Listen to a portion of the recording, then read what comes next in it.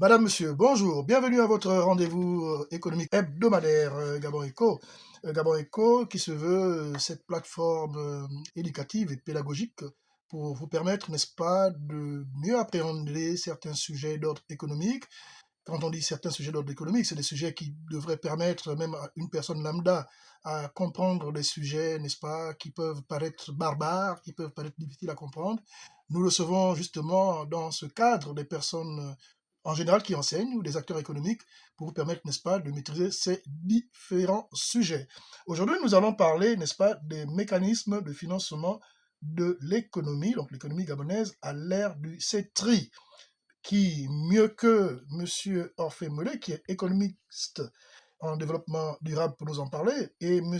Seth Ngokila, analyste financier. Avec eux, nous allons faire, n'est-ce pas, le tour de cette question afin de mieux aider les uns les autres à comprendre un peu ce qui se passe en ce moment au niveau du CTRI, depuis que le CTRI est arrivé après les règnes du pays, comment certains projets sont financés, par quel mécanisme. Nous allons faire le tour de cette question avec nos différents invités. Gabon Echo, c'est parti.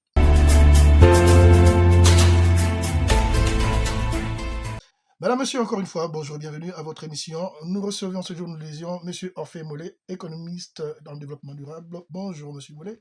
Bonjour Monsieur Malekou, bonjour aux auditeurs de Radio Gabon. Vous n'êtes pas seul, vous êtes accompagné d'un éminent analyste financier en la personne de Seth Ngokila. Monsieur Seth Ngokila, bonjour et bienvenue à Gabon Echo. Bonjour Monsieur Malekou, bonjour chers auditeurs de Radio Gabon. De Radio Gabon, et surtout de Gabon Echo, hein. Oui, de Gabon Echo. Ce sont nos fidèles, ce sont nos fidèles. Je ne suis pas seul, comme à l'accoutumée, Fabien Guillaume Kevele. Bonjour Fabien. Bonjour Gérard Malekou, bonjour chers invités et soyez encore les bienvenus à l'émission Gabon Echo. À la prise de son, Julien Makita, Gérard Malekou, c'est moi. Tout de suite, nous allons dans le vif du sujet. Nous parlions tout à l'heure à l'entame de cette émission, des mécanismes de financement de l'économie à l'ère de CTRI. Tel est le thème de ce jour. Mais déjà, quand on entend par mécanisme de financement, c'est un terme qui peut paraître un peu compliqué. L'un de vous peut nous expliquer de manière brève pour que tout le monde puisse comprendre, même chez moi là-bas, Marie Matsengi. Alors, il faut déjà comprendre que le Gabon est dans une phase cruciale de son évolution et que les autorités en place, et notamment le Comité pour la transition et la restauration des institutions, est confronté à des défis majeurs dans le cadre du développement de ce pays. Par conséquent, pour qu'on puisse mettre en place des politiques économiques optimales et efficaces, nous avons besoin de financement et de fonds pour mettre en œuvre ces politiques-là. Et le but pour nous dans cette émission, c'est de présenter les mécanismes de financement, c'est-à-dire les moyens de financement qui permettraient au gouvernement, aux personnes qui gouvernent, de pouvoir mettre en œuvre des politiques efficaces et efficientes dans le cadre du développement de notre nation. À partir de là, nous allons donc, au fur et à mesure de l'émission, présenter les mécanismes, les nouveaux mécanismes, les mécanismes classiques de financement.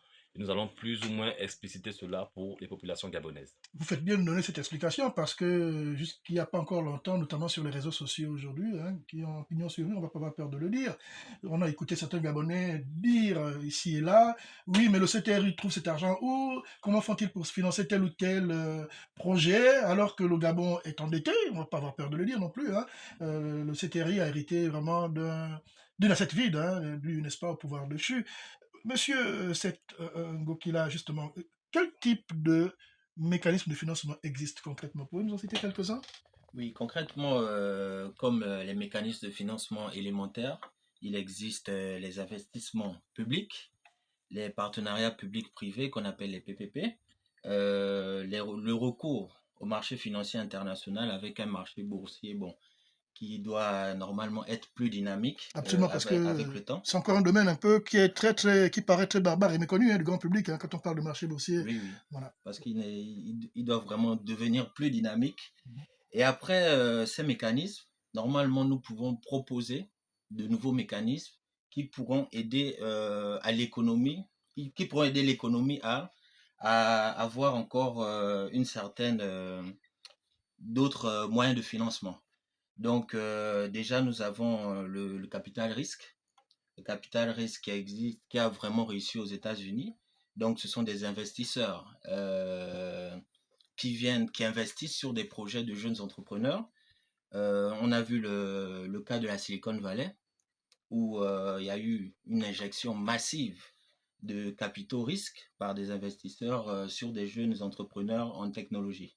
Donc, on a l'exemple, par exemple, de Google en 1999, où on a injecté 25 millions Quand de même, hein, dollars quand même, hein. pour Larry Page et son partenaire pour l'évolution de Google. Donc, l'investisseur, lui, c'est son argent, il n'est pas dans le projet, mais il a cru au projet. Mhm. Donc, il a décidé de mettre 25 millions de dollars. Et quand on dit capital risque, ça ne veut, le risque, en fait, c'est que si le projet ne fonctionne pas, Mhm. ben, l'investisseur a mis 25 millions de dollars dans l'eau. Oui, mais justement, Donc, M. Bokila, restez dans la même veine. mhm, Beaucoup de langues se sont déliées en disant que, justement, le fait, parce qu'on parle de l'ère de cette série, donc c'est un laps de temps. mhm. Est-ce que ce ne sont pas justement ces mécanismes-là qui sont adaptés justement à ce concept, sachant que l'ère du CTRI est limitée à 2 ans, normalement. Donc, pour que Oui, quelqu'un, justement, investisse son argent en cette période, c'est quand même un gros risque. Donc, ça correspond à ce que vous dites. oui, oui, ça correspond. C'est pourquoi on l'appelle capital risque. Ok, Et ensuite, nous avons les obligations vertes. d'accord. Donc, Ça, c'est déjà on a barbare. déjà parlé, oui, on a parlé du crédit carbone. D'accord. Donc, le crédit carbone, ces obligations vertes peuvent nous permettre de financer les projets euh, dans le cadre de la transition économique, à travers la protection de l'environnement, la lutte contre le changement climatique. Donc, ce crédit carbone-là peut nous permettre de financer le développement durable. Au-delà de ça, nous avons les fonds souverains d'investissement. On a déjà l'exemple du FGIS qui existe déjà et la FinTech. D'accord. La fin... Justement, expliquez-nous un peu, justement, quand on parle de fonds souverains, on a envie de savoir, ces fonds-là proviennent d'où? De qui? Ça provient, en fait, les fonds souverains, ce sont des fonds, il y a souvent dans les budgets, dans les dépenses et les recettes, on va dire, il y a des excédents. Ces excédents-là, une partie est mise dans des fonds, comme le FGIS par exemple, qui sont là pour investir sur certains projets de l'État. Et ensuite, bon, ça aide forcément au développement du pays et tout. Et ensuite, on a la FinTech et l'inclusion financière, c'est-à-dire il faut un développement technologique du domaine financier. D'accord. Ça nous permet déjà d'avoir l'accès au système bancaire pour tous les Gabonais, celui qui est à l'intérieur du pays, au moins avec la technologie, il peut ouvrir un compte. On a déjà des institutions financières qui le font. Un exemple concret, M. Bokila. Je suis par exemple, je veux dire à Mobi ou je suis à Bitam, je veux monter ma PME. Comment justement m'intéresser à cet aspect, à ce mécanisme particulier? Oui, il y a déjà des institutions financières ici, bancaires on va dire, qui nous permettent d'ouvrir des comptes directement en ligne. Pas besoin de venir à Libreville? Pas besoin.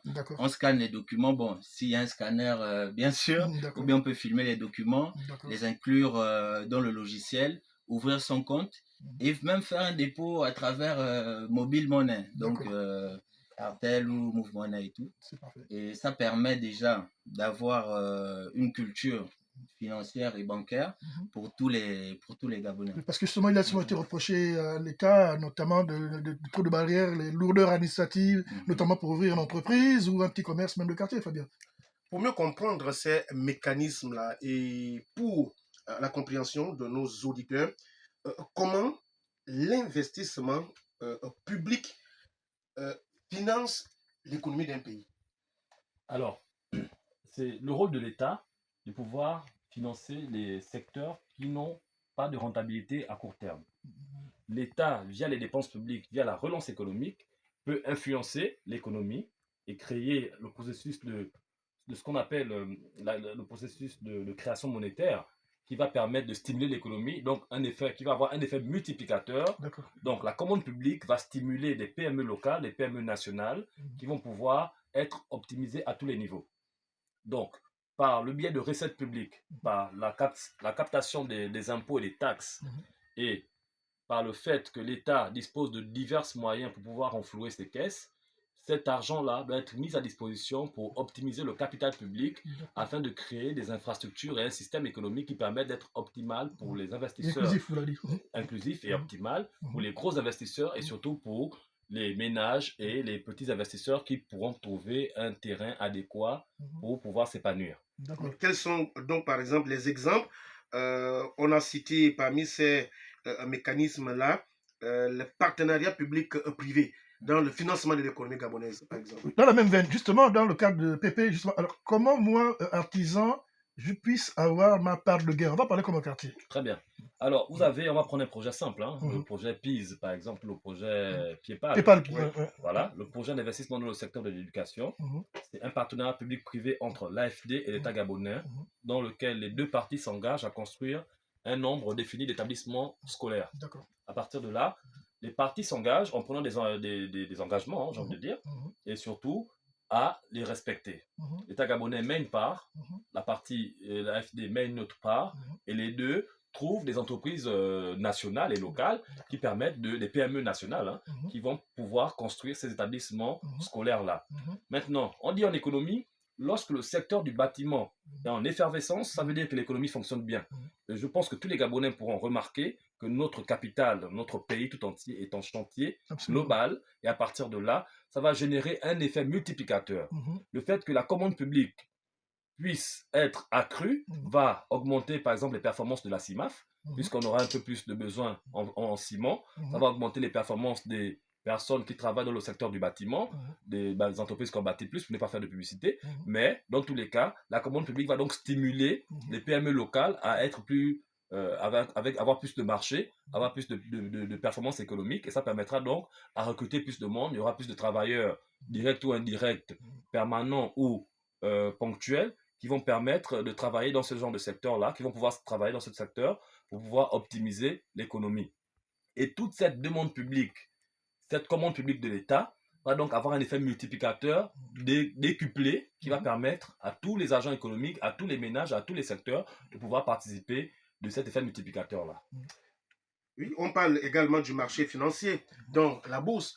On sait qu'aujourd'hui, nous avions ici la direction générale des marchés financiers.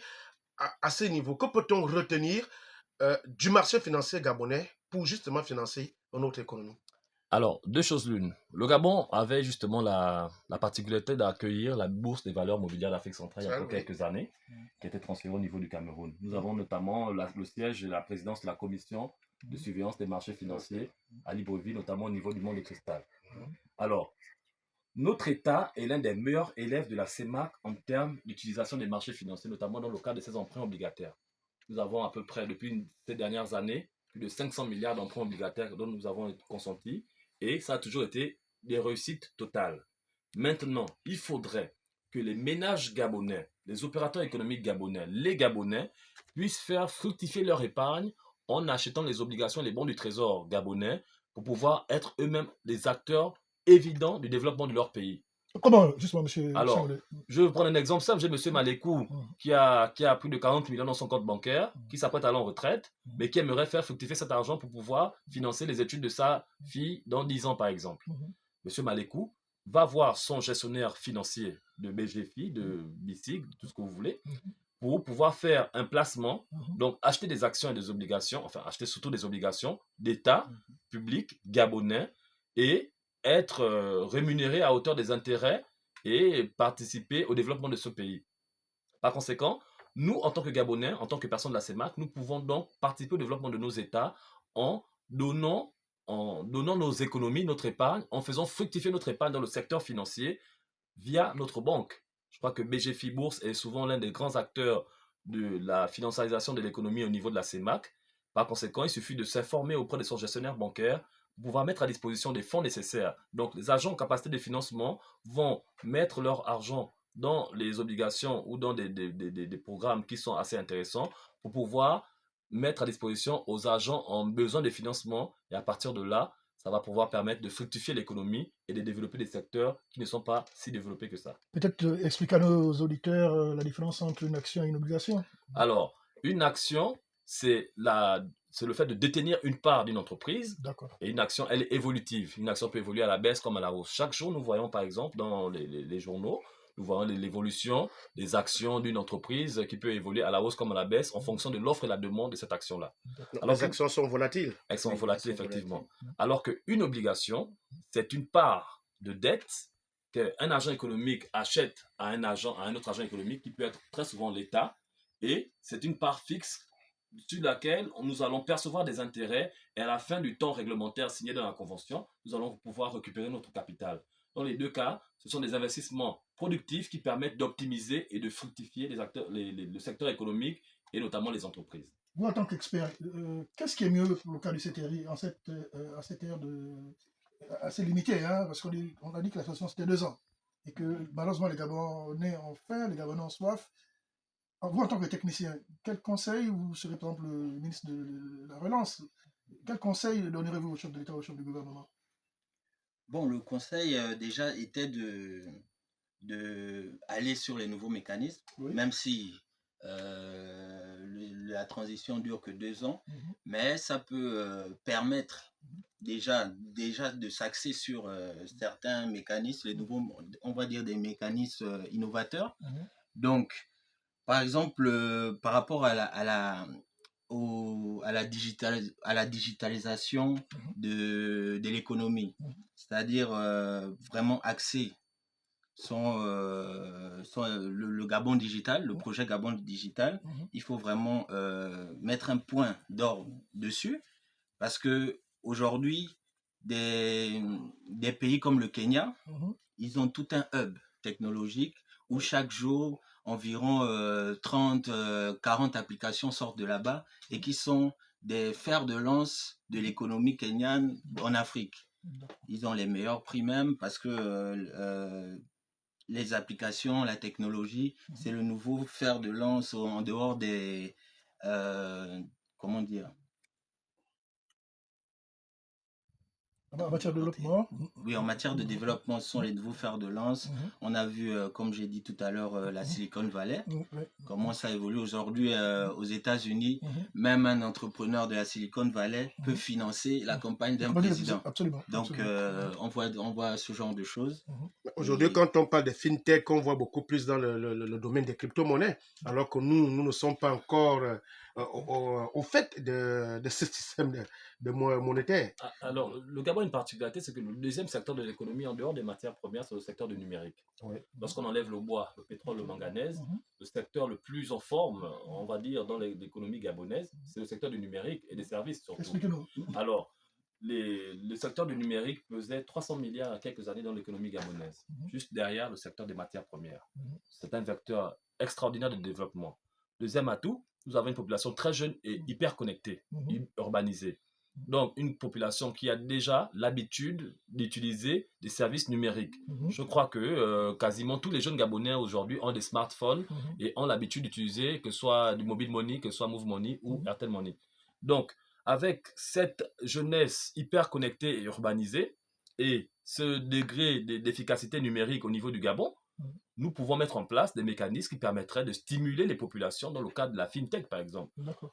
Je vois le travail extraordinaire de la Société nationale d'incubateurs numériques du Gabon, la SIG, qui mène chaque mois, chaque année, des formations extraordinaires, des travaux extraordinaires pour pouvoir stimuler et susciter des champions nationaux et locaux dans le cadre du numérique. À partir de là, ce sont des initiatives à encourager. Nous avons naturellement le ministère de l'économie numérique qui fait ce qu'il peut pour pouvoir maximiser ces politiques publiques-là, mais surtout, il faudrait donner un rôle crucial et primordial à l'ANEF pour être le vecteur du développement du numérique, que ce soit en termes de fintech ou en termes de numérisation financière, afin que l'État puisse mettre des politiques publiques qui suscitent des champions nationaux et locaux dans ce secteur-là. Monsieur Mollet, vous êtes spécialiste, économiste en matière de développement durable. Alors, comment les politiques monétaires et fiscales peuvent-elles soutenir la relance économique? Très bien. Alors, nous sommes dans un État avec une particularité économique, c'est que nous sommes très dépendants des matières premières. Mais nos principales recettes fiscales sont issues de ces matières premières-là. Donc, l'État devrait mettre en place, premièrement, des réduction fiscale dans le cadre des secteurs novateurs, notamment dans le cadre du numérique, ou des subventions, notamment dans le cadre de l'agriculture aussi, et du tourisme. Donc des réductions fiscales qui permettraient à d'éventuels opérateurs économiques d'investir dans ce secteur-là afin de stimuler le secteur. Ensuite, il faudrait que l'État, via la Banque centrale de la CEMAC, puisque notre politique monétaire n'est pas gérée directement par nous, Oui. mais il faudrait que nous puissions avoir une baisse du taux d'intérêt, ce qui va augmenter de la liquidité pour permettre aux entrepreneurs, aux acteurs économiques de pouvoir avoir des fonds disponibles pour entreprendre. À partir de là, il faut donc mettre en place des réductions fiscales dans des secteurs primordiaux qui sont novateurs et avec des bons potentiels d'évolution, et surtout réduire les taux d'intérêt de la Banque centrale, augmenter la liquidité. Ces deux politiques économiques-là mixées, ça va permettre de faire en sorte qu'avec des subventions dans des domaines bien précis, et notamment dans le cas de l'agriculture et du tourisme, ça permettra de stimuler de nombreux secteurs et d'augmenter la part du PIB hors pétrole dans l'économie gabonaise. Parce que justement, ce que vous dites, on le constate, pour ceux qui ont des yeux, qui veulent vraiment voir dans l'actualité en ce moment, on va le dire clairement, on voit ce qui se passe aujourd'hui au niveau du ministère du Tourisme, au niveau du ministère aussi de l'Agriculture. Mais M. Mollet, M. Ngokila, on a l'impression que c'est encore timide. Pourquoi cette timidité? Pourquoi on ne le ressent pas vraiment dans nos assiettes, en fait? On va être terre à terre. Avant de passer la parole à mon collègue, nous devons Parce parler... qu'il y a des activités, il y a une forme d'activité. Bien sûr, c'est un problème d'infrastructure. D'accord. Alors, est-ce qu'un touriste qui aimerait faire le tour du Gabon peut se permettre de faire le tour du Gabon de manière optimale et évidente? C'est-à-dire que nous avons des problèmes d'infrastructure, de route, d'accès par exemple à des sites. Ce sont des sites souvent très protégés, des sites naturels très protégés, où il n'y a pas nécessairement du goudron ou des couvertures de réseau. À partir de là, ça complique un peu l'accès. Ensuite aussi, donc on parlait d'infrastructure routière et puis l'infrastructure hôtelière. Et aussi la culture du tourisme. Nous, dans notre pays, nous avons beaucoup, pour la plupart, avons été habitués au tourisme extérieur. Il est plus glamour ou plus avantageux certainement pour les Gabonais d'aller en France, d'aller au Maroc ou d'aller peut-être aux États-Unis que d'aller dans les parcs nationaux des plateaux Batéké et tout le reste. Et aussi, le coût des chambres d'hôtel, le coût des infrastructures justement. Pour passer une nuit au Luxury Green Resort dans le parc national de Pongara, on va débourser certainement plus de 300 000 francs CFA. Au bas mot. Alors que c'est quasiment l'équivalent, c'est 2 fois le SMIC, c'est 2 mois de SMIC. Par conséquent, si un Gabonais veut, dans sa bonne volonté, avoir visité son pays, il faudrait donc que l'État mette en place des mécanismes qui permettent d'avoir des prix adaptés, attractifs pour les nationaux. Néanmoins, si nous avons un instituteur japonais ou un dentiste américain ou un banquier financier anglais qui est prêt à débourser 5-10 millions par semaine pour voir des éléphants à Luango ou analyser des oiseaux dans le parc d'Akanda, naturellement, ce ne sera qu'une aubaine pour le pays. Maintenant, il faudrait que nous ayons une politique publique efficace qui prenne en compte les réalités locales afin que les populations puissent se sentir concernées par ce mécanisme-là. Et en plus, le tourisme développe l'artisanat. Développement du tourisme et artisanat sont très liés. Par conséquent, ça pourra permettre à des sculpteurs, à des peintres, à des artistes locaux de pouvoir s'émouvoir, de pouvoir avoir des revenus et pourquoi pas aller se faire découvrir jusqu'à l'extérieur du pays. Monsieur Ngokila, Monsieur Mollet, justement, les plus hautes autorités de ce pays ont décidé il y a quelques jours seulement, c'est tout frais, et on a l'occasion, le privilège de vous recevoir ce jour, d'ouvrir un parc animalier à Libreville, on va dire entre les Charbonnages et le camp de Gaulle. Mais il y a quand même des grincements dedans. Les Gabonais trouvent que l'accès est encore trop cher. Vos commentaires en tant que technicien, peut-être commencer par M. Ngokila. 10 000 francs CFA pour aller voir les animaux. Déjà, ce n'est pas dans notre culture. Mais il y a quand même des Gabonais qui veulent y aller parce que, n'ayons pas peur de le dire, le Gabon, c'est à peu près 70% de jeunes de moins de 30 ans. Donc, qui ont. Enfin, des gens modernes. Votre commentaire en tant que technicien. Bon, mon commentaire. Vous aurez fait quoi, vous, à la place de ces derniers? Moi, bon, peut-être le prix englobe certains éléments financiers, économiques qu'on ne maîtrise pas. Nourrir un lion, nourrir une panthère, nourrir tous les animaux qui sont là-bas. Il y a aussi.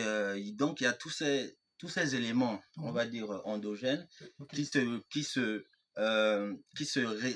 reflètent sûrement sur les 10 000 francs qu'on demande à la population gabonaise de D'accord. payer pour Il y a eu voir. certainement un problème de communication alors. Oui, C'est bien. certainement. Ouais. Et aussi, faut dire que c'est le premier parc Mhm, animalier, ce sera le seul parc à Libreville. mhm. Je pense que s'il y en avait 2 ou 3 ou 4, le prix allait forcément diminuer. Mais comme c'est le premier parc et il faut vraiment peut-être rentabiliser sur l'investissement, c'est pourquoi le prix est comme tel. Ouais. Justement, monsieur Mollet, vous qui êtes spécialiste en économie et développement durable, c'est une bonne idée, c'est une bonne chose que d'ouvrir un parc animalier à Libreville. Vous pensez que ça peut contribuer à booster l'économie de notre pays? Alors, dès lors qu'il n'y a pas d'activité touristique accrue dans le cadre de notre pays, c'est toujours une bonne chose. Mais néanmoins, il faudrait que les coûts le prix comprenne les charges relatives à cette activité, comme le disait mon collègue. Maintenant, deux choses l'une. Nous avons ce qu'on appelle des biens marchands et des biens non marchands. Et l'État a la particularité de produire des biens non marchands. Donc, des biens qui sont souvent vendus en deçà de coûts de production, sinon qui ne prennent pas en compte les charges qui sont mises en place dans cette activité-là. Par conséquent, pour un début, il serait intéressant de pouvoir donner des tarifs attractifs afin que les gens puissent venir découvrir ces activités-là. Et au fur et à mesure que l'habitude s'installe, on pourra rehausser au fur et à mesure les prix pour que les gens pourront venir à hauteur de ce qui les attend. C'est pas pour vous faire une colle, hein, mais nous sommes dans les réalités, hein, et puis nous ne voulons pas faire dans la langue de bois. Mhm. Le Gabon a acquis ces dernières semaines 2 aéronefs, 2 ATR pour le compte du ministère des Transports, bon, on va dire pour le compte de Fly Gabon.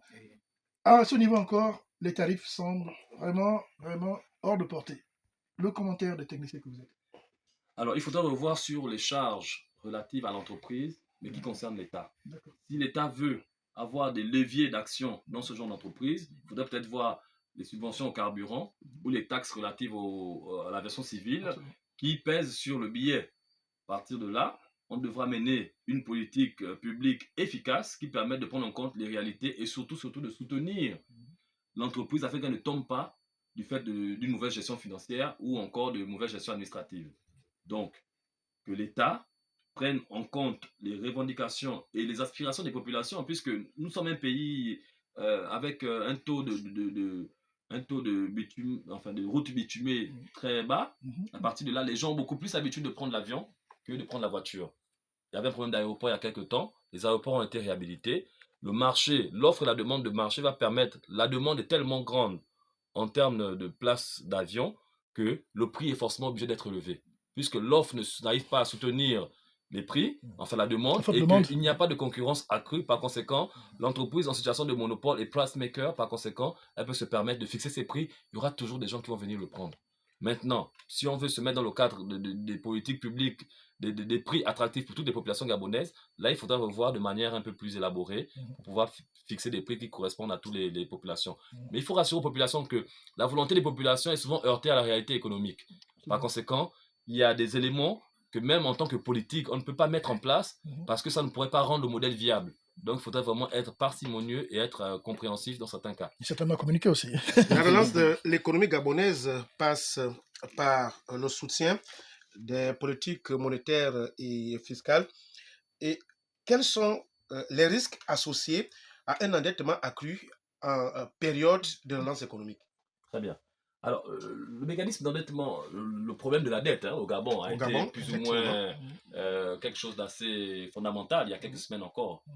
Avant de traiter cette question, j'aimerais rassurer deux choses. Sur le fait qu'il y a eu une polémique qui dirait que le Gabon a été surendetté de manière trop volatile ces derniers mois, notamment dans le cas de la transition. Alors, j'envoie tout le monde aller suivre le compte rendu, sinon l'émission, la conférence de presse du représentant du FMI au niveau du Gabon, il y a quelques semaines. Il disait, par la volonté accrue des autorités de la transition, ils ont mis au grand jour certaines dettes contractées qui n'avaient pas été communiquées. Ils ont assaini les finances publiques et par conséquent, le devoir de transparence qu'ils ont mis en œuvre a conduit inexorablement à une hausse de l'endettement. Ce qu'il faut comprendre, c'est que ce n'est pas le CTRI qui a endetté le Gabon à hauteur de 70%. C'était des dettes qui avaient été cachées et certainement un ancien Premier ministre peut venir clarifier tout ça puisqu'il a pris la parole il y a quelques temps. Donc il pourra venir clarifier sur le rôle de son gouvernement sur la mise en œuvre de cette dette-là. Maintenant, il y a des critères de convergence dictés par la CEMAC qui disent que les États de la CEMAC doivent avoir au minimum 60% du PIB de leur endettement. Au Gabon, nous sommes à 70%. Je prends l'exemple des pays comme le Japon ou la France, qui sont à plus de 100%. Le Japon a près de plus de 150%, la France aussi a plus de 130% d'endettement. La dette n'est pas le problème. Le problème, c'est d'avoir une économie structurée qui permette de stimuler la croissance pour rembourser cette dette-là. Le problème de la dette, c'est si nous prenons de la dette pour la gabegie financière, pour détourner les fonds et tout le reste, là, c'est un problème de la dette. Mais si la dette est utilisée à bon escient pour investir dans le capital public, cet investissement-là va permettre de stimuler le secteur, va permettre de stimuler le pays afin que la dette puisse être un vecteur de développement plutôt qu'un vecteur de dégradation sociale. Par conséquent, nous faisons confiance aux autorités du pays, nous faisons confiance aux performances économiques du Gabon, et nous faisons confiance au ministre de l'économie qui gère de main de maître cette histoire afin que l'État gabonais puisse retrouver l'aide de noblesse. Et lorsqu'on analyse plus ou moins la crédibilité de la destination Gabon, je peux vous garantir que, indépendamment de cette dette élevée, les investisseurs trouvent toujours la destination attractive, le pays est crédible, et nous pouvons confirmer que le Gabon va se développer dans les conditions qu'il faut dans les prochains mois, les prochaines années. Madame, Monsieur, juste vous rappeler que vous suivez Gabon Echo. Gabon Echo reçoit ce jour deux éminents économistes, personne de Orphée Mollet, qui est économiste du développement durable, et Seth Ngokila, qui est analyste financier, avec que nous essayons un peu de travailler, de fouiller un peu sur les mécanismes de financement de l'économie à l'ère du CTRI. Beaucoup de choses se disent ici et là, mais avec eux, nous voulons être vraiment concrets. Nous voulons que tous les Gabonais qui s'intéressent à l'économie puissent comprendre ce qui se passe justement en termes de mécanismes de financement. Lors de le gouvernement, le pouvoir déchu, nous parlait beaucoup de diversification de notre économie. Au quartier, on semblait écouter juste des discours, des discours.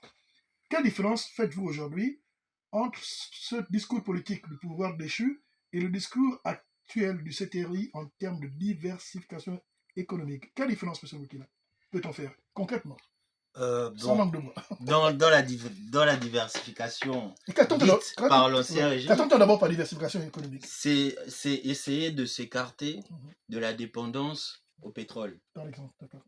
Donc, quand on s'écarte de cette dépendance, Mhm. on voit dans quelle optique on peut diversifier nos sources financières Mhm. et pour une croissance économique du pays. D'accord. Donc, comme on disait tout à l'heure, Mhm. il y a l'agriculture, Mhm. il y a le numérique surtout, Mhm. qui est un secteur d'avenir. Bon, au Gabon, Mhm. c'est pas encore vraiment vulgarisé, mais dans d'autres pays, Mhm. ça rapporte beaucoup pour l'économie de ces pays-là. Mhm. Donc, Pour revenir sur ma question, le régime déchu a beaucoup parlé de diversification de notre économie. Le gouvernement du CTRI en parle aussi. Quelle différence entre les deux? la différence, c'est la volonté. D'accord. Pour moi, c'est la volonté. Et sur le terrain, comment cela peut se constater? Quel est l'impact Quel est alors, l'impact de la de diversification diversification économique Ouais. aujourd'hui? Mhm. Bon, vous savez, aujourd'hui, ça ne fait qu'un an Mhm. que la transition a commencé. Donc, il y a déjà des mesures qui ont déjà été prises. Et Lesquelles? avec Lesquelles? lesquelles pour la diversification. Oui, absolument. Pour la diversification, les mesures, par exemple, Sur le terrain, c'est-à-dire sur si on le va aujourd'hui sur terrain. le terrain, moi j'aimerais par exemple qu'on me fasse une différence entre le Glen qui a échoué Mhm. et un équivalent par exemple au niveau du CTRI. Le CTRI lui propose quoi au niveau de l'agriculture ou de la pêche par exemple? Et il y a bien d'autres qu'on nous a proposé. L'ancien régime déjà parlait beaucoup de la transformation, par exemple, de bois. Qu'est-ce que le CTRI propose aujourd'hui? Concrètement, qu'est-ce qui se passe sur le terrain, M. Vous savez, Mollet? il faut quand même mettre à l'actif de l'ancien pouvoir Mhm. la mise en place de la zone économique spéciale de Nkok. Par exemple. C'est l'un des exemples formidables de diversification de l'économie gabonaise qui a très bien fonctionné. Mais il faut quand même relativiser un peu sur l'apport fiscal de Absolument. cette zone-là, Mhm. sur le fait que est-ce que les objectifs ont été atteints en Attends. termes notamment Mhm. d'emploi et d'infrastructures, Mhm. et est-ce que ces renoncements à la fiscalité que l'État a prescrit, est-ce que ça a eu des effets fondamentaux sur ce qui devait se passer? Maintenant, dans le cadre du CTRI, comme disait mon collègue, ils ne sont encore qu'à un an, mais nous pouvons déjà voir quelques actions primordiales. Si tu nous l'aides. La mise en œuvre, par exemple, de Fly Gabon. Mhm. La mise en œuvre de Fly Gabon, ce sera, pourquoi pas, dans quelques années, pourra être un acteur majeur du secteur aérien de la CEMAC ou africain, et l'État met en œuvre tout ce qui est en son pouvoir pour pouvoir stimuler le secteur aérien au niveau du Gabon. Nous avons notamment la mise en œuvre de zones agricoles prioritaires qui, rappelons-le, hein, sont des projets qui ont été initiés par l'ancien gouvernement, par l'ancien pouvoir. Depuis Omar Bongo, même, Voilà. Et qui, par souci de volonté, comme rappelait mon collègue, c'est une question de volonté politique qui a permis de faire en sorte que de nombreux projets commencent à voir le jour, notamment aujourd'hui. Et surtout le secteur du bâtiment. Le secteur du bâtiment aujourd'hui est en effervescence, ce qui permet de stimuler les autres PME, d'autres secteurs et de recruter les Gabonais finalement.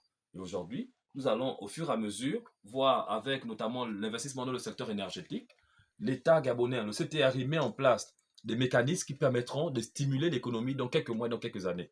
La mise en place de la construction de la centrale, de la plus grande centrale solaire au niveau de la CEMAC par exemple, va permettre de pouvoir avoir des capacités énergétiques qui permettront de répondre à la demande des entreprises. Parce que rappelons-le, les plus gros demandeurs d'énergie au niveau du Gabon ne sont pas les ménages, mais plutôt les entreprises.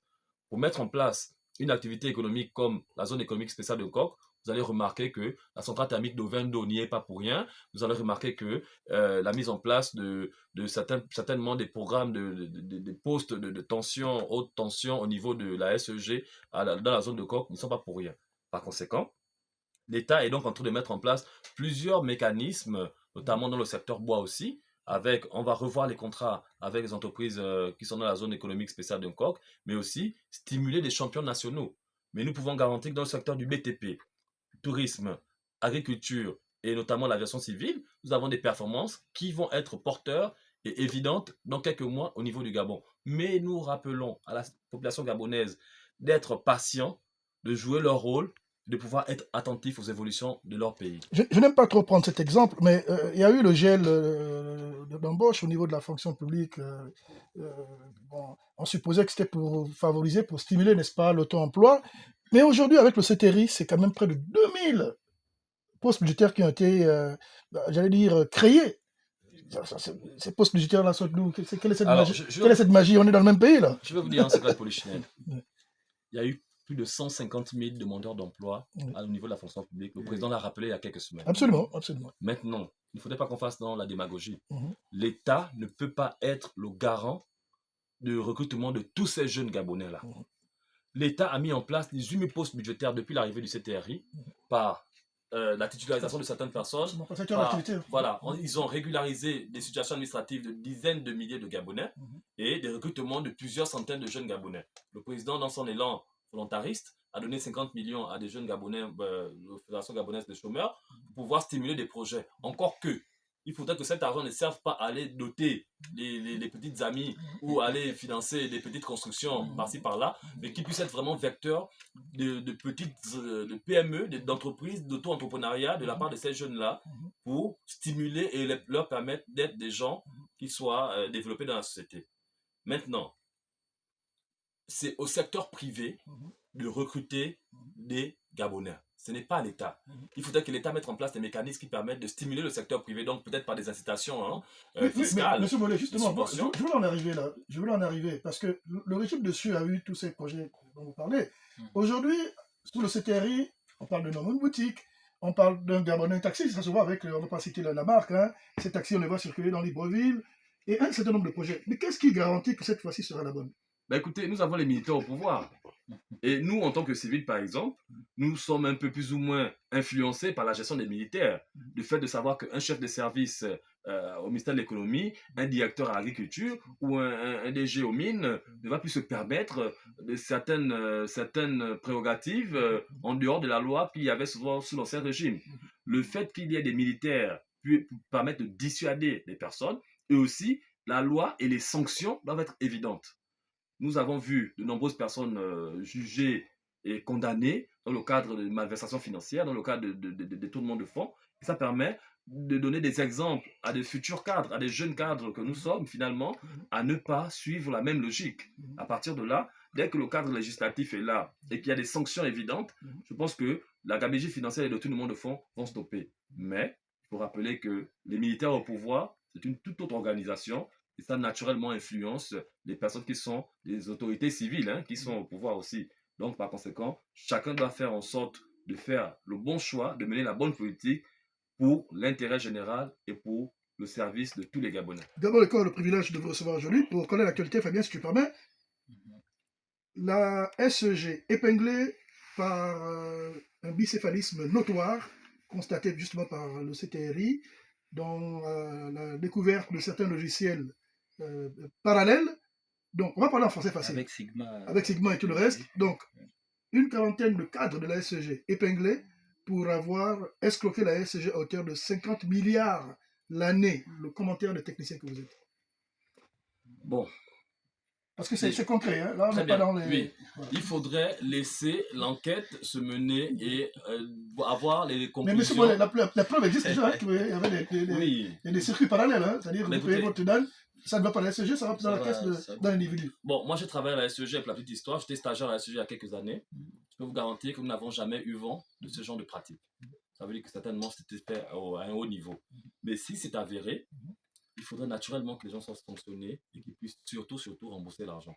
Parce qu'il ne suffit pas d'être sanctionné au pénal, de faire 6 mois de prison et de ressortir avec tous les milliards dans les comptes bancaires. Il faudrait que l'État puisse capter les financements, les fonds qui ont été détournés et que ça puisse rentrer dans les caisses de l'État, au trésor public, parce que nous avons des défis extraordinaires à mener pour le développement et l'émancipation des Gabonais. Et il faudrait vraiment faire appel à l'esprit patriotique des personnes qui sont au pouvoir, afin que lorsque M. Malekou sera directeur général ou M. Okevele sera conseiller du ministre, qu'ils ne puissent pas être des personnes qui soient vecteurs de détournement de fonds. Parce que finalement, le travail que nous faisons, c'est pour nos petits frères, c'est pour nos enfants, c'est pour nos familles. Pour la postérité. Exactement. Et c'est l'amour du pays qui doit garantir et nous animer, nous tous, dans ce que nous faisons, que ce soit au privé, au public, que ce soit civil ou dans l'armée. D'accord. Alors, M. Ngokila, nous ne pouvons pas parler de mécanisme de financement de l'économie gabonaise sans évoquer les institutions financières. Alors, quel rôle jouent ces institutions dans le financement de la relance de notre économie? Bon, déjà, premièrement, il faut renforcer notre système bancaire et financier national. Il faut que les banques jouent un rôle prépondérant dans l'accompagnement des entreprises et surtout des PME. Et cela passe par une amélioration des conditions d'octroi de crédit, une baisse, bien sûr, des taux d'intérêt avec l'aide de la Banque centrale, la BEAC, et aussi un allongement de la maturité des prêts. C'est-à-dire une entreprise, une PME qui veut ouvrir, on sait qu'une entreprise, c'est au bout de 3 ans qu'elle commence à avoir une certaine croissance économique. Donc, quand on parle d'allongement de la maturité des prêts, ce que j'ai remarqué dans les banques, c'est que une nouvelle entreprise, déjà pour octroyer un crédit, il faut attendre 6 mois ou 3-4 mois pour voir comment elle fonctionne. Mais la petite entreprise qui a besoin de l'argent de la banque pour faire évoluer son activité a besoin qu'on lui donne des délais un peu plus longs. Autant pour moi, un peu plus long. Pour le remboursement du prêt. Absolument. Souvent, ça n'excède pas 12 mois, alors que 12 mois... C'est trop. On aura le gestionnaire qui va appeler la petite PME chaque jour que vous êtes en impayé, vous avez des retards de paiement, il y a des pénalités, un peu tout ça. Et tout ça, ça mène l'entreprise même à mettre la clé sous la porte et à commencer à vendre tous ses biens. Et maintenant, le président a décidé d'ouvrir la Banque pour le commerce et l'entrepreneuriat du Gabon, BCEG. Donc, cette banque soutiendra les PME et les PMI gabonaises et va contribuer à la diversification de l'économie gabonaise. D'accord. Donc... Non, allez-y. Non. Voilà. Mais en fait, ça vous rend compte, hein, le temps qu'il était parti en train d'aller tellement vite. Mais une question importante quand même, c'est-à-dire que le Gabon ne vit pas vase clos, même si nous sommes en période de transition. Alors, quelle est l'importance de la coopération régionale et internationale dans le financement de la transition au Gabon? Très bien. Peut-être M. Mollet. Alors, Beda Balassa a défini 5 niveaux d'intégration sous-régionale, dont le niveau parfait est caractérisé notamment par l'Union européenne. Notre État ne peut pas évoluer en vase clos. Nous ne pouvons plus adopter des mesures protectionnistes pour nous permettre d'évoluer dans un monde entièrement globalisé. Par conséquent, nous gagnerons à optimiser nos échanges avec les populations, notamment de la CEMAC, les autres pays de la CEMAC, parce que nous avons un marché commun, nous avons une langue commune et nous avons une monnaie commune. Par conséquent, je prends un exemple simple. Le Luanza coûte 600 francs, pour ne pas citer. 600, 700 francs par exemple. Mais une bouteille d'eau minérale au Cameroun peut être l'équivalent de 300 francs. L'opérateur économique camerounais peut décider de venir vendre sa bouteille d'eau au niveau du Gabon, ce qui va finalement venir stimuler une concurrence entre les deux et qui va tirer les prix vers le Si bas. vous coupez, on va pas aller loin. Moi, quand je vais à Bitam, je consomme plus de l'eau du Cameroun que Exactement. l'eau de la Guinée équatoriale. Et là, nous avons les enjeux de la coopération internationale, la coopération régionale. Et donc, il y a aussi la coopération sous-régionale permet aux États aussi d'être résilients dans le cadre de l'absorption des chocs économiques. Par conséquent, nous avons donc besoin, en fonction des directives qui sont mises par les autorités de la CEMAC, nous sommes dans un canevas qui nous permet d'évoluer de manière coordonnée avec nos pairs de la CEMAC. Ça nous permet de faciliter les échanges, d'optimiser les échanges culturels, commerciaux et des personnes, et surtout d'optimiser le niveau l'activité économique intra-régionale, ce qui permet à chaque État de sortir gagnant de cette coopération-là. Nous sommes arrivés au terme du temps qui nous était imparti, mais vraiment très rapidement, peut-être en 10 secondes, on ne peut pas se séparer sans parler de ce problème de pénurie ou de mauvaise gestion, on va dire, comment on va dire ça, de la gestion du commerce du sucre au Gabon. Vous trouvez peut-être le terme qui s'y est, mais il y a comme une forme peut-être pas de pénurie, on va appeler ça comme il y a comme une forme d'inflation, il y a comme une forme de magouille, je ne sais pas, enfin, trouvez le mot. Oui. Nous savons que justement la direction des enquêtes le ministère du Commerce était sur le terrain et a découvert un certain nombre de réseaux mafieux, on va pas avoir peur des mots, je veux dire, en termes de distribution de sucre au Gabon. Comment vous l'expliquez en tant que technicien? Rapidement. Alors, il faut quand même dire que la SUCAF, qui est une descendante de la Socio... Elle a commandé pas moins de 200 tonnes de sucre il n'y a même pas 2 mois. Et puis après, il faut analyser deux choses. Les capacités productives de l'entreprise et notamment le rendement aussi des plantations de sucre, de canne à sucre dans le Haut-Ogooué. Cette entreprise évolue depuis plus de 40 ans, a évolué en situation de monopole. Par conséquent, elle n'a pas trop mis l'accent sur l'investissement productif ou encore sur le fait qu'elle pourrait être confrontée à la concurrence. Et les opérateurs économiques de la SUCAF sont naturellement, s'ils estiment que acheter du sucre au Brésil est moins coûteux et plus avantageux pour leur rendement que d'en fabriquer sur place, naturellement, l'opérateur économique ira vers la situation qui lui semble la plus avantageuse.